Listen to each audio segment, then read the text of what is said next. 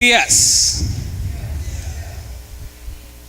Estamos muy alegres de estar aquí. Alegres porque puede pasar, porque está fea la carretera. Pero estamos alegres de estar con ustedes. Quiero comenzar orando, entregándole ese tiempo a Dios para que podamos meternos al estudio de la palabra de Dios. Vamos ahora. Señor Dios y Padre, gracias por esta mañana. Gracias por la bendición que nos das de estar juntos. Señor Dios, gracias por la esperanza que nos has dado. No hay nada más bonito que saber que un día vamos a estar delante de tu presencia, Señor. Ayúdanos a prepararnos para estar limpios, Señor, y hacer tu voluntad en esta tierra para poder prepararnos y estar en ese lugar. Gracias por este día. Gracias por la iglesia de Choluteca. Gracias, así como decía Juan, por los cristianos que están congregados en este día hoy. Que tú los puedas bendecir y que puedan gozarse en tu palabra. Gracias, Señor, en el nombre de Jesús. Amén. Bueno, vamos a abrir nuestras Biblias en Primera de Pedro. Y la semana pasada se comenzó estudiando acerca de este libro o esa carta muy importante que le escribió uno de los apóstoles más cercanos a Jesús. Primera de Pedro. Y Primera de Pedro, toda la carta de Primera de Pedro nos habla acerca de algo muy interesante. Pedro está hablando acerca de que hay una esperanza, vamos a estar cerca delante del Señor, vamos a poder estar delante de Él, pero ¿cómo debe de ser mi vida mientras yo esté viviendo en esta tierra? Yo sé que un día voy a estar delante de Dios, pero ¿cómo debo vivir y actuar mientras esté en este mundo? Entonces, versículo 1 y versículo 2 que se habló la semana pasada, Pedro está hablando la carta ¿a quiénes? A los que estaban expatriados, a los que estaban dispersos, aquellos que habían creído en Cristo, pero todavía estaban pasando dificultades. Sabían que tenían una esperanza en Cristo, pero ellos estaban esperando algo mejor, algo de una esperanza que ellos tenían, una herencia que está en los cielos y no en este mundo. Muchas veces he hablado con personas que me dicen que tienen su esperanza en el gobierno, en trabajo, en dinero, pero ¿dónde tenemos puesta nuestra esperanza, verdad? La verdad es que en este mundo no hay nada que nos va a llenar tanto como tener la esperanza de estar allá en el Señor. Entonces, esta carta es de mucho ánimo. Entonces, Pedro le estaba hablando para aquellos que estaban en lucha, en dispersión. Esa misma esperanza me motiva a continuar, a seguir perseverando en mi caminar con Cristo. Mientras espero ese día de estar delante de Dios, ¿cómo debo de vivir mi vida? Sí, vienen las pruebas, estamos tristes, pero un día eso va a acabar. Y pensar de que un día voy a estar delante de Dios, ¿qué me motiva a hacer mientras estoy en esta tierra? ¿Cómo me motiva a cambiar mi vida? ¿Cómo me motiva a vivir de acuerdo a la voluntad de Dios? ¿Qué produce esa esperanza en mí? Entonces vamos a Primera de Pedro. Vamos a Primera de Pedro, capítulo 1, versículos del 3 al 5. Solo vamos a ver esos 3 versículos hoy, pero hay mucho contenido en ese pasaje muy bonito acerca de la esperanza que tenemos ahí. Vamos a leer los 3 versículos.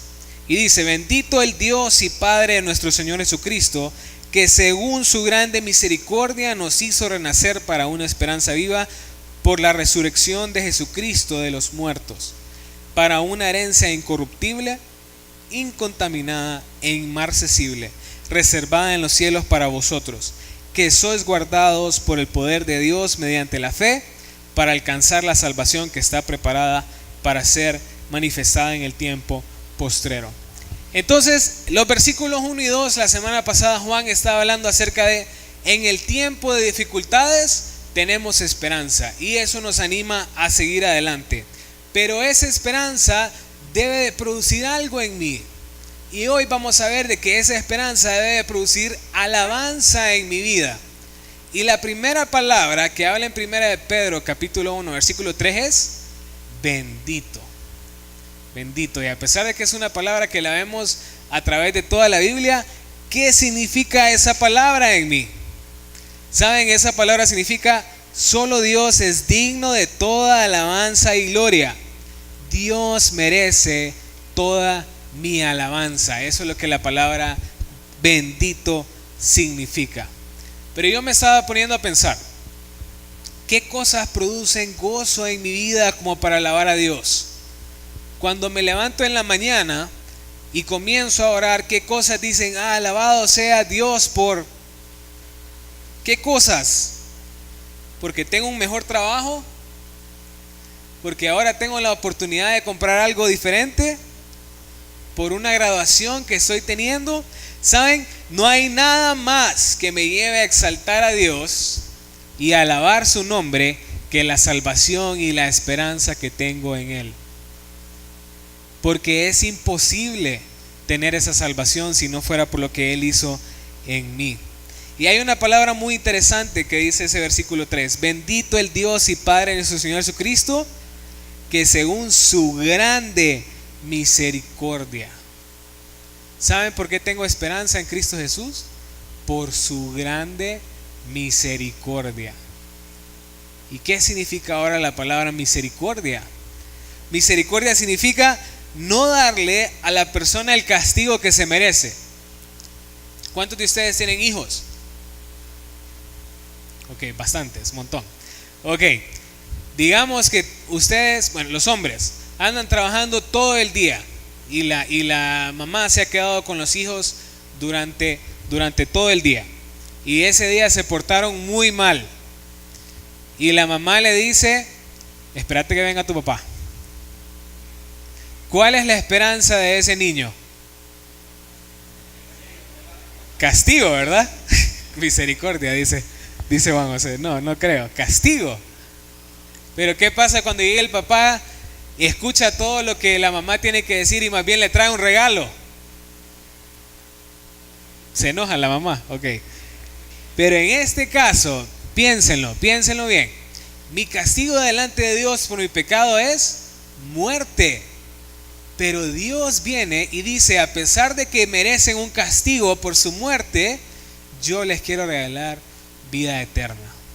Eso es misericordia, no darnos el castigo que nosotros nos merecemos. Vamos a leer ese pasaje que está ahí, que está en Efesios capítulo 2.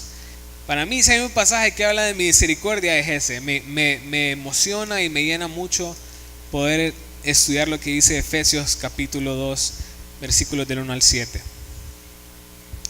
¿Listos?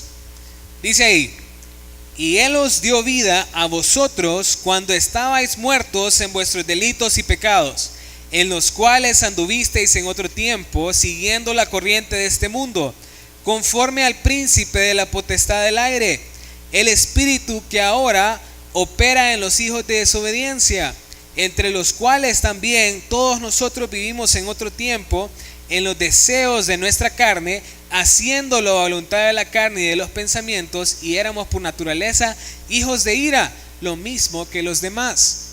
¿Cómo nos describe Dios que éramos nosotros? Muertos. ¿Cuál es la esperanza de un muerto? Ninguna. Pero no solo dice que estamos muertos, sino que nos describe como hijos de ira. La esperanza de aquellos que no tienen a Cristo en su corazón es castigo, recibiendo la ira de Dios por la eternidad. Ahora viene la parte bonita, porque ahí la primera parte es lo feo, pero miren lo que dice el versículo 4. Pero Dios, que es rico en misericordia por su gran amor con que nos amó. ¿Cómo es Dios? Rico en misericordia. Y con ese gran amor que nos dio es que hay un pero en la Biblia a nuestro gran castigo que tenemos. ¿Y qué dice después el 5? Aún estando nosotros muertos en pecados, nos dio vida juntamente con Cristo, por gracia sois salvos. Y juntamente con Él nos resucitó y asimismo nos hizo sentar en los lugares celestiales con Cristo Jesús, para mostrar en los siglos venideros las abundantes riquezas de su gracia en su bondad para con nosotros en Cristo Jesús. Qué bonito es eso, porque ahí vemos la gran misericordia de Dios para nosotros. ¿Cuál es nuestra esperanza ahora? Ahora hay vida, ahora Él nos resucitó y ahora nos hizo sentar en los lugares celestiales con Cristo Jesús. ¿Cómo no exaltar a Dios por la gran misericordia que Él ha tenido en nuestras vidas? ¿Cómo no darle alabanza a Dios por lo que Él ha hecho en nosotros? Y a pesar de que un día no teníamos nada de esperanza, un día vamos a poder estar delante de Él por la gran misericordia que Él ha tenido por nosotros. Vámonos de regreso a Primera de Pedro. Y ahí no solo dice, en Primera de Pedro, no solo nos está diciendo que Él es bendito por su gran misericordia, sino nos hizo renacer para una esperanza viva. Y esa palabra me encanta a mí, porque dice que es una esperanza viva. Si ustedes leen sus boletines, está la historia acerca de Lucas capítulo 24. En Lucas capítulo 24 habla acerca de la resurrección de Cristo. Y van las mujeres en camino hacia la tumba y llevan especies aromáticas ya cuando es el tiempo de la resurrección. ¿Y saben qué pasa? ¿Ustedes cómo creen que iban las mujeres? ¿Súper alegres? No, ¿verdad? Iban súper tristes. Imagínense que todos ellos, todos los discípulos de Jesús y las mujeres que lo habían seguido, habían estado siguiendo a una persona que decía: yo soy su Salvador, yo soy su Redentor, yo soy el Mesías. Y después lo ven crucificado en una cruz. ¿Cómo creen que estaba la esperanza de ellos? Destruida, ¿verdad? Al ver a su Salvador, a su Mesías clavado en una cruz, tenían una esperanza destruida. Cuando Jesús ha resucitado y se le aparece a los discípulos que iban camino de Emaús, ellos dicen: nosotros esperábamos que Él era el que iba a redimir a Israel. O sea, toda su esperanza había sido terminada. ¿Saben quién más había seguido a Jesús? Pedro, el que escribió esta carta. ¿Saben qué hizo Pedro una vez que Cristo fue crucificado? Se hizo pescador otra vez, porque según él ya todo había terminado. Su esperanza había terminado. Ya no había un redentor, ya estaba muerto. Pero ¿cómo cambió todo cuando Jesús resucitó? Una vez que Jesús resucitó y entendieron que la persona que estaba viendo era Cristo, ¿cómo cambió su esperanza?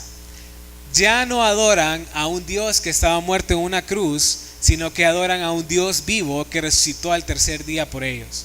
Y ahí cambia completamente la esperanza de ellos. Ya no adoran a un Dios muerto, sino a un Dios vivo. Ya su esperanza no terminó ahí, sino que ahora tienen una esperanza viva. Primera de Corintios 15, vamos a Primera de Corintios 15.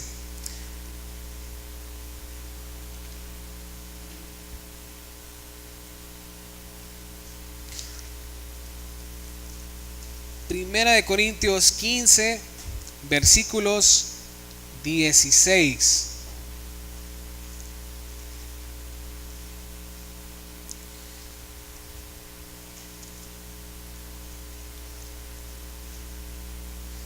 Dice: porque si los muertos no resucitan, tampoco Cristo resucitó.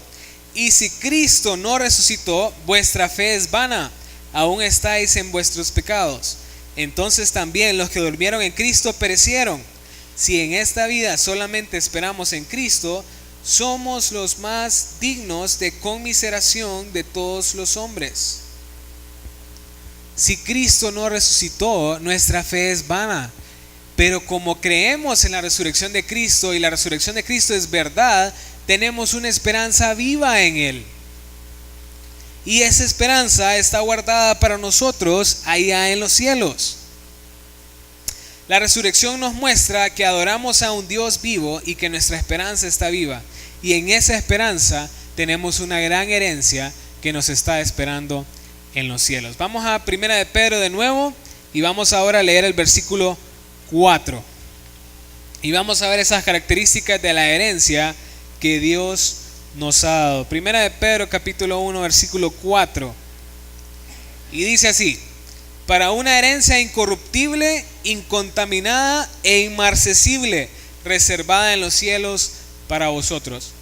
Tres características que nos muestra la herencia que tenemos en Cristo Jesús: incorruptible, incontaminada e inmarcesible, y está reservada en los cielos. Pero vamos a ver eso después. Entonces, ¿qué significa incorruptible? Que no se puede corromper, que no se corroe. Si ustedes se fijan en el metal, cuando le sale óxido, eso es corrupción, se corroe. Incontaminada significa que es pura, porque viene de la palabra pecado, viene de la impureza, o sea, es pura, no tiene ninguna contaminación, sin mancha. E inmarcesible significa que no se marchita, que no pierde su valor. ¿Hay algo en este mundo que cumpla con esas tres características? ¿O sí? ¿No? Nada. Nada de lo que hay en este mundo es incorruptible, es incontaminado, es inmarcesible. Pensemos en lo más bonito que hay en este mundo.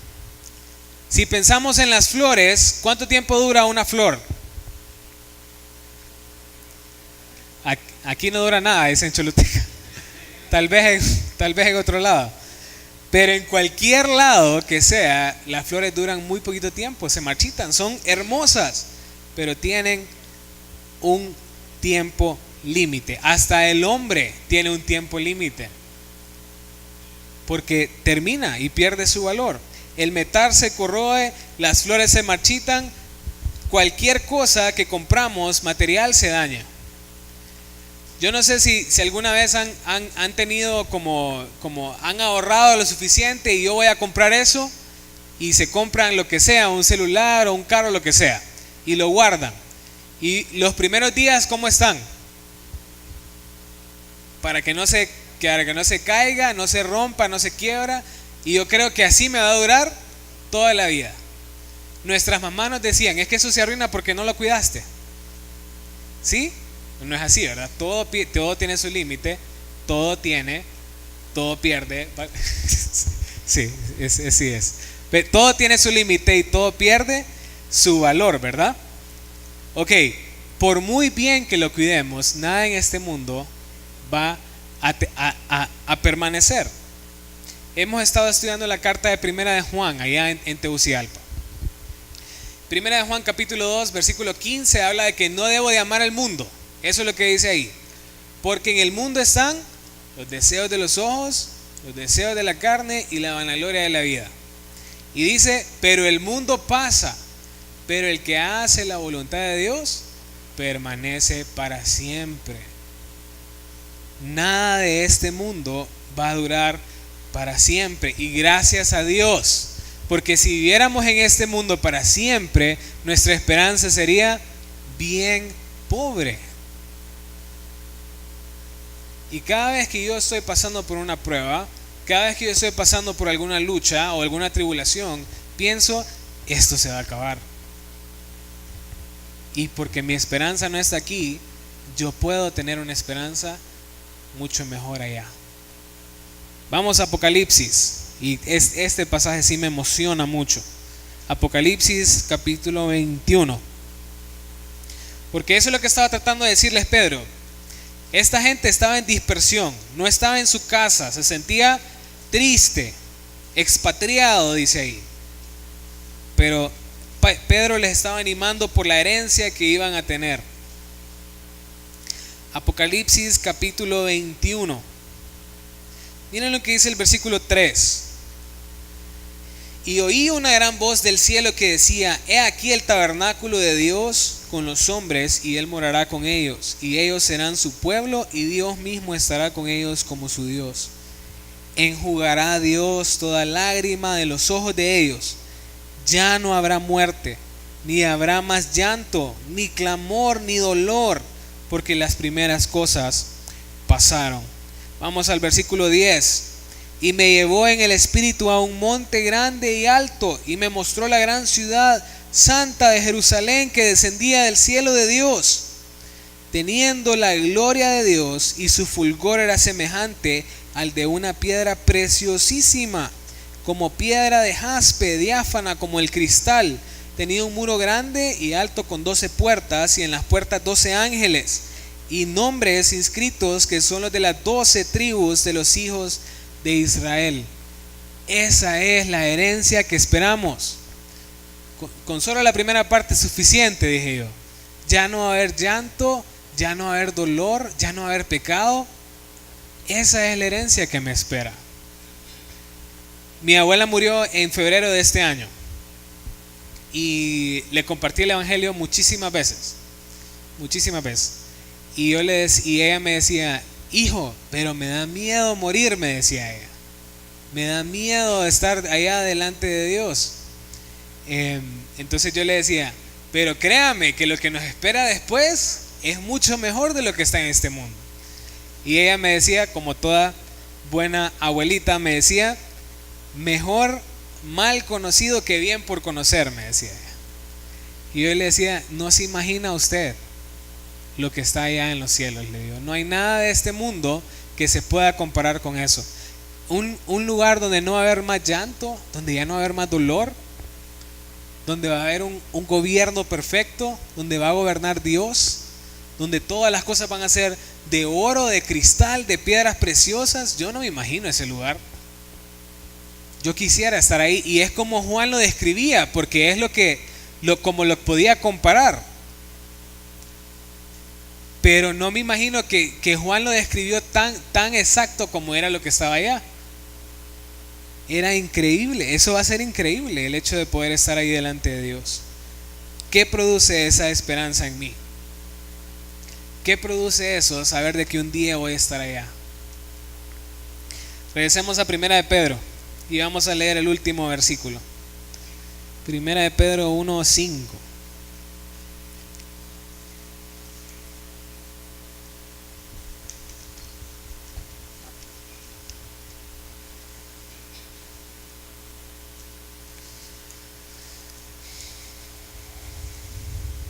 Dice,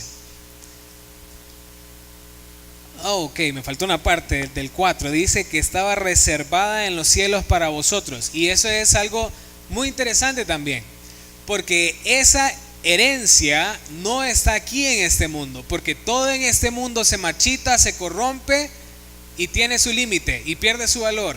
Pero como mi herencia está en los cielos, allá nada pierde su valor. Nada se marchita, nada se contamina y nada tiene contacto con el pecado.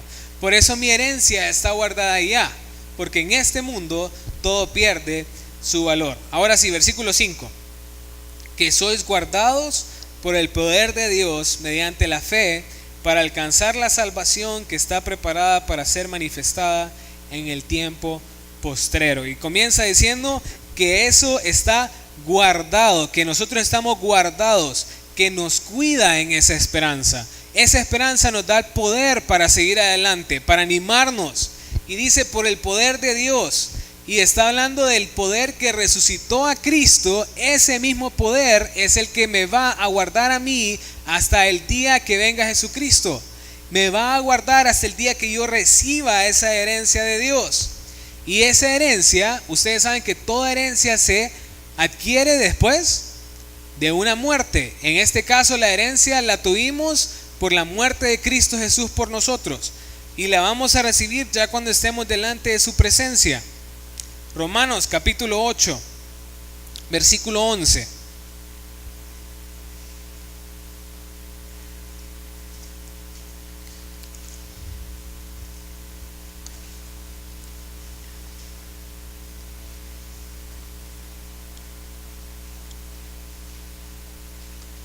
Dice: y si el espíritu de aquel que levantó de los muertos a Jesús mora en vosotros, el que levantó de los muertos a Cristo Jesús vivificará también vuestros cuerpos mortales por su espíritu que mora en vosotros. Ese es el poder que nos está guardando para salvación y para la herencia que tenemos delante de Él. El Espíritu que levantó a Jesús nos levantará también a nosotros, y ese es el poder que mora en nosotros. El mismo poder que resucitó a Cristo es el que nos resucitará a nosotros para ese día que ya podamos estar delante de Dios. Cristo resucitó y en ese poder nos mantendrá firmes en esa esperanza. Y también esa esperanza la tengo mediante la fe. Es imposible que yo pueda tener una esperanza en Cristo si yo no entrego mi vida a Él. Es imposible decir que quiero estar delante de Dios un día si en esta tierra no quiero buscar su voluntad. Y yo conozco muchas personas que dicen: yo un día voy a estar en el cielo, pero aquí en la tierra de lo que menos hablan es de Dios. ¿Cómo quieren estar delante de Dios si en esa tierra no alaban a Dios con su vida también? Yo no puedo decir que tengo una eternidad con Él si no entrego mi vida a Él. Y a través de la fe puedo tener esa confianza de que tengo depositada esa esperanza por mí. ¿Y qué más? Esa esperanza va a ser manifestada en el tiempo postrero. ¿Significa que todavía no gozo de salvación? Sí gozo de salvación. Pero la plenitud y la salvación completa la voy a gozar hasta que ya esté libre de este mundo, libre de este cuerpo de pecado. Un día, cuando mi cuerpo ya sea glorificado, voy a poder estar delante de Él, disfrutando de una eternidad con Él y de la herencia que Él tiene preparada para mí. Por mientras, ¿qué hago entonces? Y miren un último versículo, Romanos 5.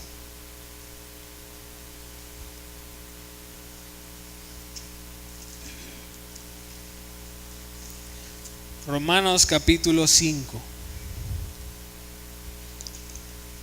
versículos del 3 al 5 dice: y no solo esto, sino que también nos gloriamos en las tribulaciones, sabiendo que la tribulación produce paciencia, y la paciencia prueba, y la prueba esperanza, y la esperanza no avergüenza, porque el amor de Dios ha sido derramado en nuestros corazones por el Espíritu Santo que nos fue dado. ¿Saben? Es bien fácil decir: yo me glorío en la esperanza que me espera. Pero dice ahí: me glorío en las tribulaciones, porque las tribulaciones me hacen recordar también la esperanza que viene más adelante. Cada vez que derrame una lágrima por el dolor de este mundo, piensen de que eso ya un día ya no lo voy a tener.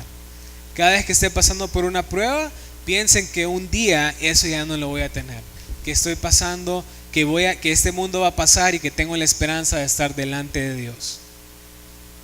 Eso animaba a la gente que estaba en dispersión, saber de que tenían una esperanza y de que Cristo lo tenía guardada para ellos.